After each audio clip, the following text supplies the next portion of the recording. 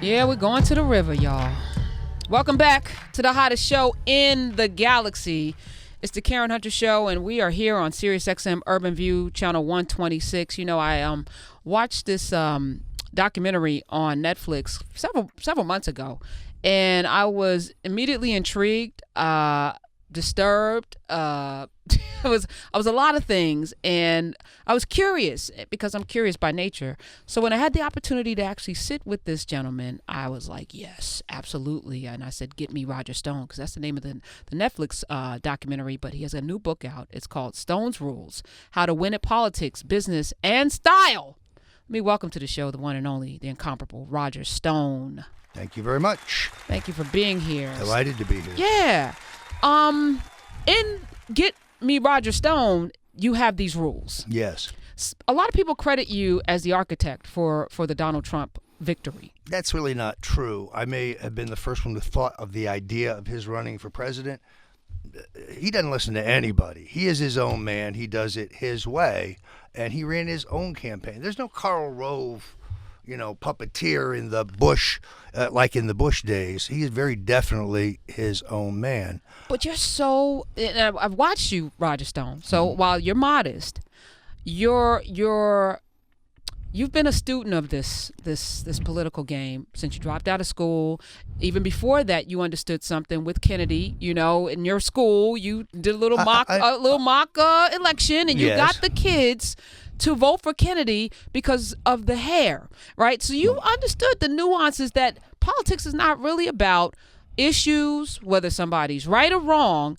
It's a lot about the optics. And if you're able to, and you've done this. So when I look at Trump, I see your fingerprints. Well, I wish it were that simple. I think everything you say is true. Style is important. Presentation's important.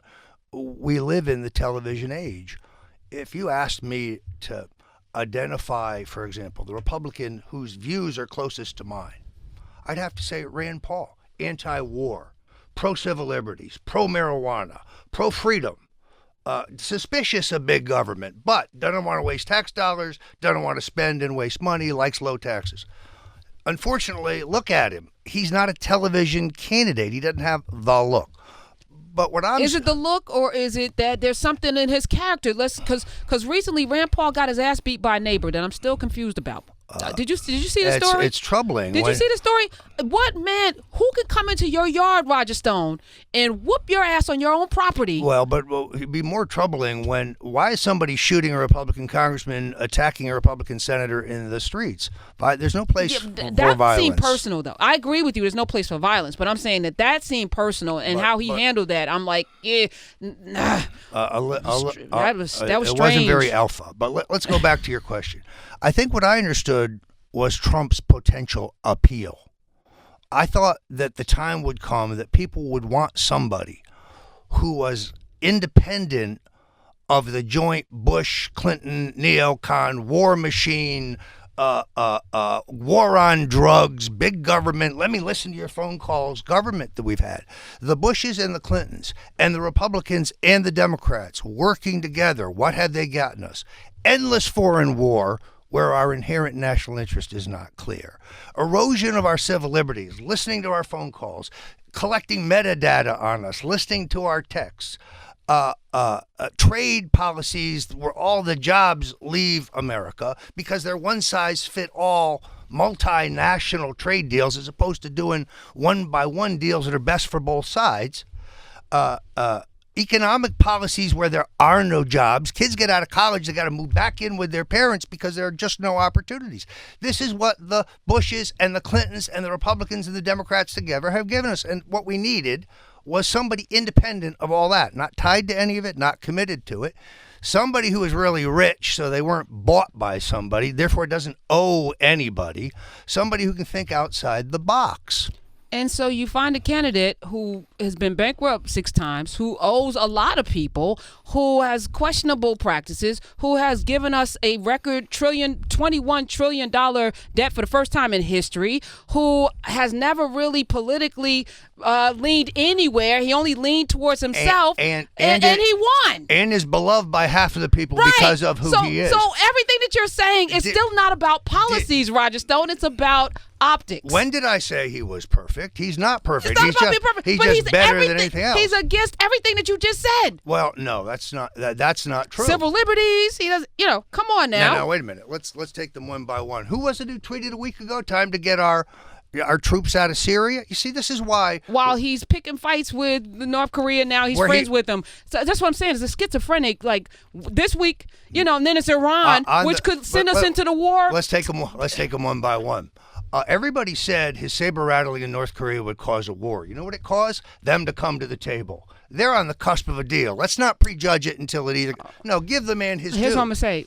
Somebody won a peace prize for Menachem Begin and Anwar Sadat coming together, and that didn't work. Obama won a peace prize for the war in Afghanistan. Right, what? And it didn't work. So I'm saying that these are all optics. At the end of the day, we don't know what's going to come of this, Roger Stone. But I just want you to admit that this is not about really. I think that he's imperfect, but you needed to break this chain of career politicians.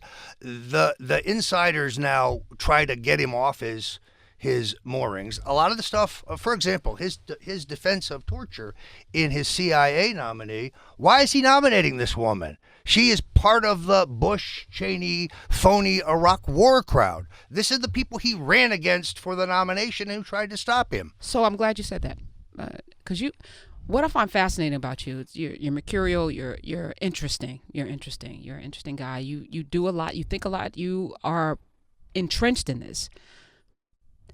Trump, you think he's going to get impeached? Do you think? No, I do not. Okay, because I want some predictions. Do you think Mueller's going to come back with anything? It's just too early to say. I think there is no Russian collusion, but he has a broad charter because we don't have a special counsel law in place. So normally you'd have to go to a 3-judge panel for the approval of an expansion. Mueller could indict him for anything he wants. And you too. Well, conceivably, except for I've done nothing wrong, so I sleep well at night. Okay. Do you think 2018, they're calling it may be a blue wave that he's going to lose? Too early to say. But you watch these things. What's your prediction? The polling shows the blue wave is starting to recede too early. 3% economic growth. It's about the economy, stupid, as Clinton said. The possibility of a peace agreement in Korea, which I don't care how you slice it, is a diplomatic triumph. Something Bill Clinton tried to do and couldn't. I know that Trump is working the phone hard on the Middle East, and he would like to fix something if it can be done. That'd be very difficult. But, peace and prosperity is his platform. The Democrats' platform is remove Donald Trump. They got to run on something. What's their plan for the economy? What's their plan for jobs? So you don't think there's going to be a blue wave? And by the way, they've given lip service to the cannabis movement, but when they have the power, they never do it. We're going to talk cannabis is on my list. We're going to get to your pot smoking in a second, sir. Don't you worry about it, Roger Stone. It's just medicinal. It's just let me see your card. Let me see your doctor's prescription. 2018, you think that the Republicans are going to hold? It's just too early to say. Okay. In politics, a month is a lifetime. That is true. Figure out what's going to happen in November. So many things will go down between now and November. Okay, let's say they do hold, and let's say we keep the status quo. 2020, Trump is running for reelection. Maybe, maybe not. In other words, I think he intends to run. He thinks he's running. He's planning on running. He's already got his committee open. He's already raising money. By the way, they're paying market rent there at Trump Tower. But at the end of the day, let's say you have robust economic growth. You've gotten a peace deal in both the Middle East and Korea. The employment across the board is rising. And that he's able to get a number of major trade deals done that have a significant impact on employment. And I think this is key. And he can show progress in one of the inner cities because he promised that. Which one? Exactly. Let's get with it. He's still got 3 years. You pick one. But you pick one. Detroit? Okay, I'm writing it down. I mean, the point is, So you're saying if he gets all of this, he's not running again? Why couldn't he just say, well, folks, I made America great again. I achieved everything I wanted to achieve, and now I'm going to go off and play golf. He would leave office as one of the most popular presidents of all time. And you would suggest that? I'm not saying that at all. No, I'm just saying if you were advising him. If he's at that point, there's a lot of ifs there. Okay. I just predicted peace in the Middle East, so give it, all right. All right. But all I'm saying is some guys run for president to be someone. Some guys run for president to be president. He didn't run for either one of those reasons. He just thought he could do a better job than the guys who are in there, and that would be hard not to do a better job. Some would argue with that, and I would, but I'm not here to argue with you, Roger Stone. Roger Stone's in the house, by the way. He has a book that's called Stone's Rules, How to Win at Politics, Business, and Style. It's got 140 different rules, including being well-dressed, which he is today, very dapper, as always. Thank you. All right, so let's say Trump doesn't accomplish all of that. Right. He runs for re-election. Yes. And I hire you to advise the next person that's going to run against him. Yeah, I couldn't do that. How do you beat Trump? How does anyone beat Trump? Well, here's the two in questions. 2020. Are you trying to beat him in the Republican primaries, or are you trying to beat him in the general election? Is it possible to beat him in the primary? I don't think so. I think John Kasich is thinking about it. I think he'll get crushed like a bug. Is there somebody out there that could run in a primary in 2020 that could beat Trump? I don't think so. What would those elements need to be? Well, he'd have to be, in other words, the economy would have to continue to be flat. He'd have to have no foreign policy accomplishments. Status quo would defeat him. He's got to build the wall, or he's got to at least fix the immigration system. He's got to deliver on enough of these things to remain, to continue. And if he doesn't, he's vulnerable for 2020 in the primary. People voted for a drastic change. They need to get it, or but right now he's in strong position. Again, I'm hiring you. You are that guy. He will not be as easy to beat as some might believe, but you're asking me to strategize an election that's 3 years away. It's impossible. It can't be done. But you saw this 10 years ago. I saw a trend. Trends change. Trends continue.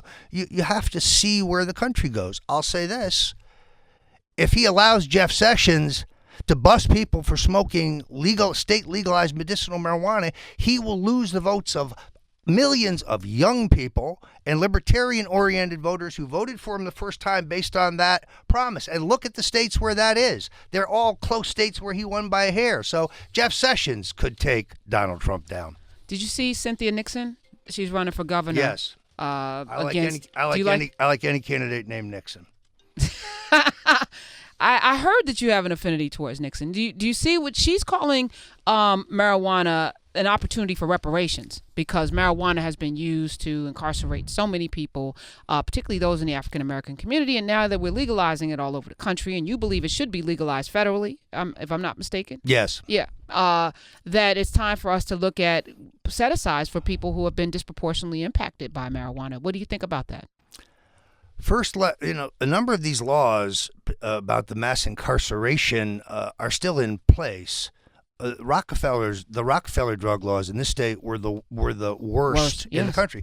They were repaired, but they were not totally fixed. There are still people lost in the bowels of the New York State penal system for minor nonviolent offenses. So could we please, Governor Cuomo, pardon them first? He hasn't used his pardon power the way he needs to. There are men and women who haven't done anything wrong other than being caught in possession who are still in prison. There are families busted up by laws still in place. Could we fix that first before we go to reparations? But is that unreasonable?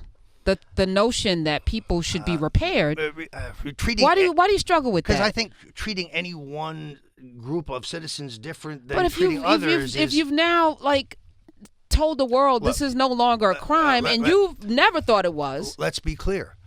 Why do I like Richard Nixon? Affirmative action. That's a policy of Nixon, not Kennedy, not Johnson. No, Nixon. I know. And because he felt people who had disadvantage needed to get some recompense. I'm not against that. The Office of Minority Business Prize, the millions that he pumps into our cities because these people were cheated and he wanted to give them a hand up. I'm not opposed to the concept of it. I am in favor, for example, in the states that have legalized, I don't want to see the licenses to grow and dispense go to big pharma. Some of those should be set aside for minorities for example. I support that. Otherwise, Big Pharma is going to grab this new pot, and no small entrepreneurs, black or white, are going to get any of it. But so you say there should be some set aside? Yes, Okay. absolutely. Roger Stone's in the House. In the tradition of affirmative action, Which you're for. which I'm for. But this president is not. You know what? I didn't say I agreed with him on everything. Okay, and listen. I disagree with him on many things, as you know. As I was watching Get Me Roger Stone and reading this book, Stone's Rules, very upfront. There's a lot of attention because I'm black, right? I think you could see that. You pan in your video. There's like black people. It's one of the first things you see. Well, I didn't make the video. Netflix did. I know. I had nothing to do with the making of the video. You had nothing? No edit, nothing? Nothing. All right. Zero. But you had something to do with this book. Yes. Right? All right. Yes. So in the beginning, you talk about Bill Clinton. Yes. And his illegitimate son, yes. Danny. Yes, who I know very well. And I looked it up. Snopes says it's Snopes is wrong. Okay. Snopes says it's inconclusive. They're not sure whether it's right. It's unproven. I can explain this to you if you'd like. Oh, it's fair. Just okay. Go ahead, Roger. There was a blood test. The blood test was taken from the Ken Starr impeachment inquiry, where it was attached. But to establish paternity, 2 different tests need to be conducted and compared. For whatever reason, the Starr report refers to both tests, but the results of only one test are included. It is impossible to make a determination based on that limited information. Doctors like Noguchi and other forensic experts have said that. So it hasn't been disproven. It hasn't been proved. It also hasn't been disproven. No, Bill Clinton has never given a complete blood or DNA sample to make a determination. I interviewed his mother. I interviewed his aunt. I interviewed his sister. I noted his likeness. I had 2 state troopers talk to me about bringing presents and cash to the house, now retired. Yeah, I'm convinced he is exactly who he says he is. And my question to you is, why does it matter at this point? Why does it matter? Is it in the first chapters of your book? Because it was a very significant factor in the most recent election. During the time that Bill Clinton was governor, during the time that up to the time he ran for president, he provided for his son every month in cash. When he ran for president, Hillary cut that off. Hillary banished Bill's son. Bill didn't banish Bill's son. Bill's son wants to know his father. Is that unreasonable? But it seems like you're using a situation, because what you did with this information, or what was written in this book, was that the videos, rap videos. It's a documentary. Look at it before you reject it. But it was well targeted to black people, to make us feel to make them know the something truth about Hillary Clinton. To make them know the truth about Hillary Clinton. Right. To know the truth about her. Of information. Okay. To know the truth about her. I'm coming back to this black thing because we got to go to a break in a second. Yes. Because you worked in the Nixon administration. Yes. And there were some very good things, but there's also some very, very bad things. Yes. The Southern Strategy was part of... The Southern Strategy was a strategy. Richard Nixon desegregated the public schools. Yeah, but Richard Nixon used the Southern Strategy to win. So what I'm saying is race baiting when it means winning, because you say in your book, win at all costs. It doesn't matter. You must win. You must do everything to win. If you really recognize what happened in 1968, it was Wallace who was race baiting. It was Nixon who tried to walk a fine line of taking a middle course to hold white Southerners, knowing that when he got to be president, he got affirmative action. The funding for civil rights law enforcement goes up 800%. He desegregates the public schools. He puts James Farmer as the head of the department. From the so you're saying as long as you use a strategy to win, what you do later, it should be the only thing we pay attention to, not the strategy. What did he say in the Southern? That all parts of the country should be treated equally in the desegregation issue? The Southern Strategy was directed. You're buying a line. I'm reading. He steered a clever middle course between Wallace, an extreme segregationist, and Humphrey, and he held enough votes to win. And when he won, he did the right thing by black people. Okay, we're going to come back with that, with your drum roll. Roger Stone's in the house. Before we go to break, I want to ask you about Giuliani, who has been out front with Trump. Would you have hired him to work to be Trump's personal attorney? First of all, I think Trump needs a tough attorney. Let's just be clear. His lawyers said, Mr. President, this whole Russian thing, it'll be over by Thanksgiving. We'll have a letter from Bob and everything will be there. Then it was Christmas. Then it was January 1st. Now it's May, and they're coming through the doors. The problem is his lawyers reviewing this as a legal proceeding. This is a political proceeding. They didn't understand that. Giuliani's a very tough guy. Trump needs a tough lawyer. Watching his media performances. Come on the broader question of the illegitimacy of the Mueller probe and its tactics, I think he was pretty damn good. And he has got a good understanding of the corruption He in didn't our even know. On the question of Stormy Daniels and Michael Cohen, I'm still trying to figure out what he said. All he did was confuse me and seemed to contradict himself. Would you have hired him? Now, the answer is yes. I would have hired Giuliani. You know would. that his law firm Greenberg Trowey, they just cut ties with him. He had a leave of absence, but they fired. Basically, they parted ways with him today. That may be. The president is entitled to legal representation, and Rudy should be on that team. You say the president should keep him? I think he's head and shoulders better than his previous representation. But is he the best representation for Donald Trump? A lot of people didn't want this job. Yeah, I understand that. It's a difficult client. You also have a difficult client who, as I said earlier, is going to want to make his own decisions. All right. When we come back, I'm going to ask you some tough questions, Roger Stone. You ready for this? I know you need to get some water. I'm going to get him some water. It's the Karen Hunter Show. Roger Stone's in the house. It is Stone's Rules, How to Win at Politics, Business, and Style. We're actually going to give this book away. Hashtag Karen Rebels. If you want this book, he's going to sign a copy for you people. I've also I want him to sign mine as well. This is an amazing opportunity today, Roger Stone. I appreciate you being here. Happy to be here. All right. It's the Karen Hunter Show. We'll be right back.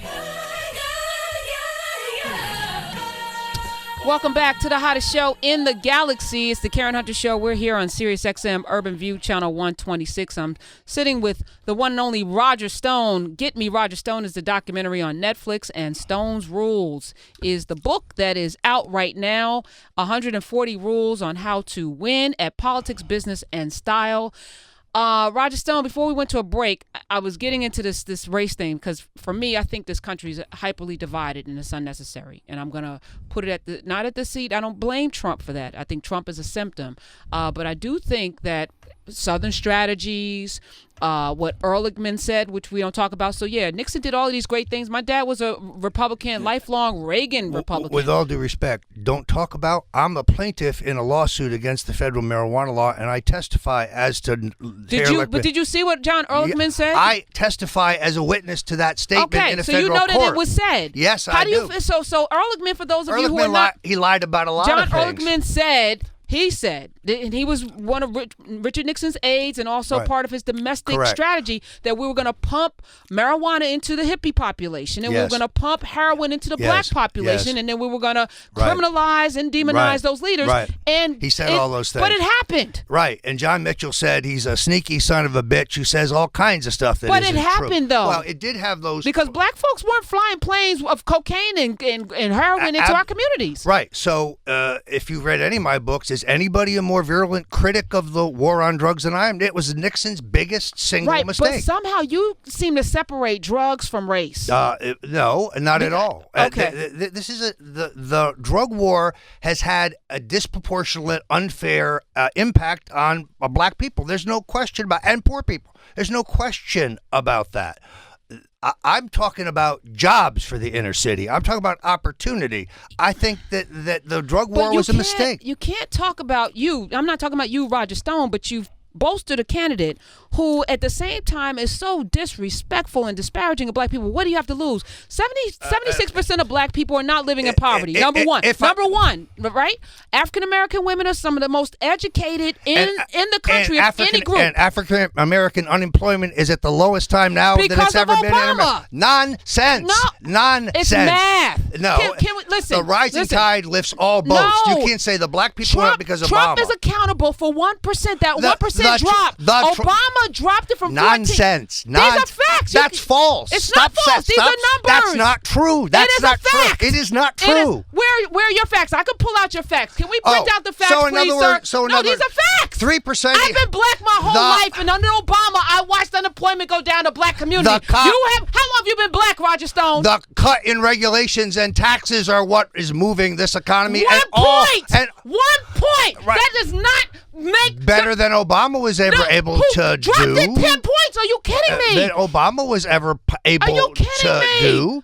What kind of math? Donald What Trump, is the this? man What kind of new math are you guys using? Donald Trump, so a 1 point drop. I'm gonna let you talk. You don't but want a to let me talk. 1 point drop versus a 10-point drop. We're filibustering. No filibustering. Oh my God! But you just said a blatant, outright non-truth. I see. Obama is responsible for the 3% GDP you have right now. Please, you can't just say Obama gets credit for the rise in black, the drop in black unemployment, but not everything. Which budget are we up? So when Obama took office in 2000, talking about the stimulus on this economy. I'm saying the first 2 years of Obama. It has nothing to do with the budget. It has nothing to do with the budget. It has to do with the stimulus on this economy. So the stock market that this president inherited.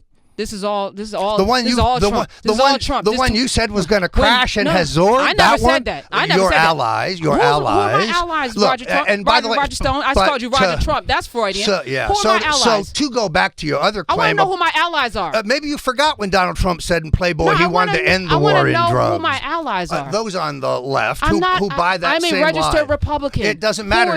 It's the same argument. Why is it the argument? Those making that argument.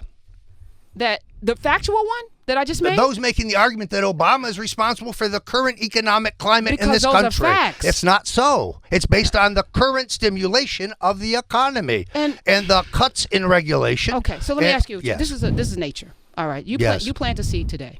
You plant a seed, right? You leave it in the ground. It's beautiful, right? And I come along 2 years later, and there's a tree there, a little shoot, and I take credit for the shoot. So does Bill Clinton actually owe his success to his predecessor? No, because he was in 8 years. So the last 4 years are totally him. When we handed over that surplus to George W. Bush, and George W. Bush sent us into the abyss, that's him. Then Obama had to carry that for a couple of years until he rescued the current economy is due to the policies of the current administration, particularly in the tax and regulatory area.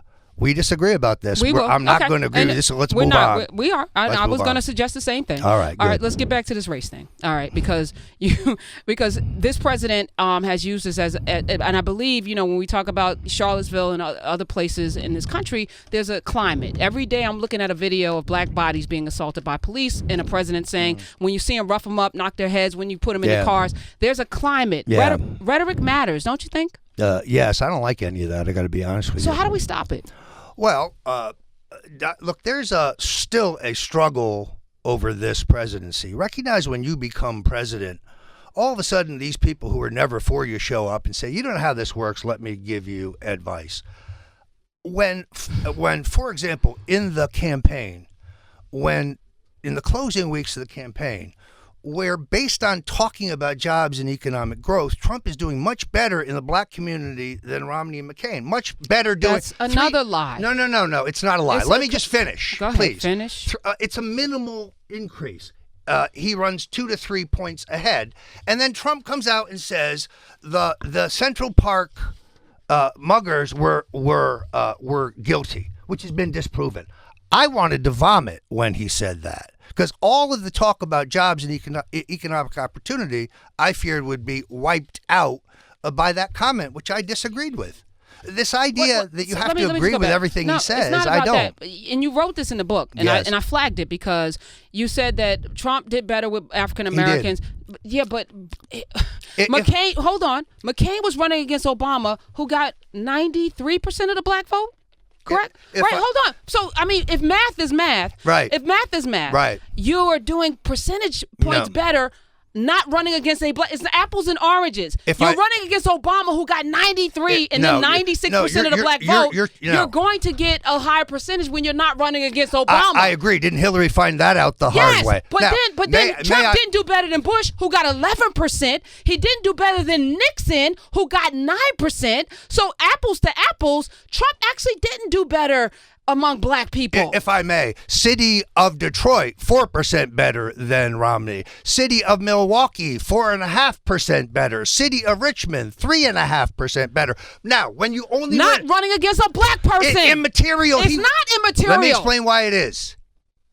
He won Michigan by 10,000 votes. Black people elected Donald Trump. That is not your difference. A fact. It is statistically indisputable. It's not. You have to read the appendix. Read the appendix. First of all, stats require context. I have written an entire paper on this. You may read it okay. in the Making of the President 2016 in the appendix. Trump runs marginally better than the two predecessors in a number of key state cities, and it puts him over the top. In a race where 100 million people sat home, in a race where Jill Stein and Bernie Sanders' ghost was still hovering, in a race where there was not a black person, in a race where Gary Johnson, who you'll appreciate. Oh, I supported. Right.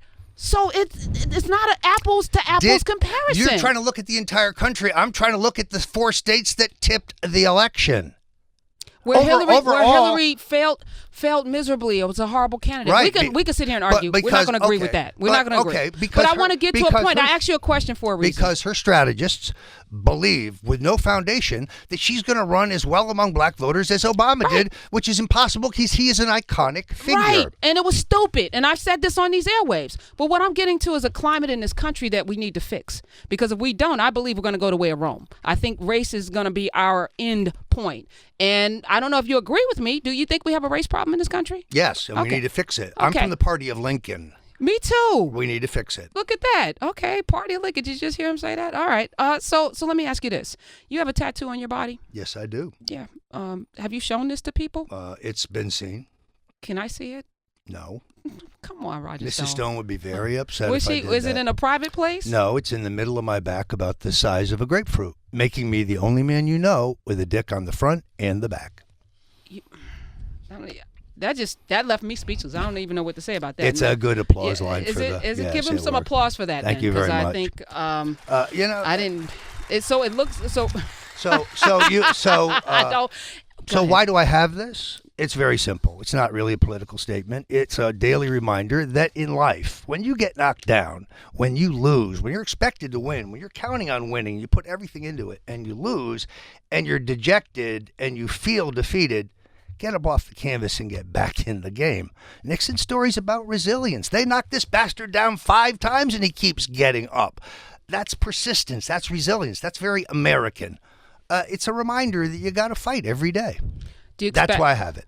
Do you expect, speaking of fighting, do you expect this special prosecutor, do you expect Mueller to come for you? I don't know if I'm an interesting person or a person of interest. Right. We shall see, but I know what I have done. As I said, I sleep well at night. There's a lot of disinformation out there. I read your book, and I think you sleep well no matter what. There's a lot of disinformation out there. Okay. All right.